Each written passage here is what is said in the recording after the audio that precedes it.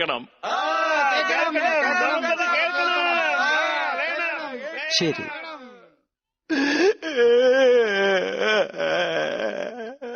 ഞങ്ങളുടെ ഗ്രാമമായ തെന്നാലിയിൽ നിന്നാണ് എന്റെ തുടക്കം. ഓ ശരി ശരി സുന്ദരി, ഇവളും കൂടെ ഉണ്ടായിരുന്നു. ഞാൻ തെന്നാലിയിലെ വയലിൽ കഠിനാധ്വാനം ചെയ്യുകയായിരുന്നു. ഏയ് സുന്ദരി, ശരി, അതായത് ഞാനവിടെ പണിയെടുക്കുകയല്ല, അലസനായി കഴിയുകയായിരുന്നു.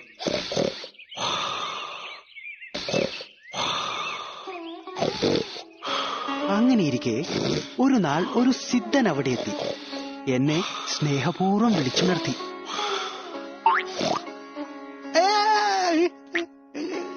എഴുന്നേൽക്കൂ മകനെ. ഒരു അവധൂതനോ? അതെ,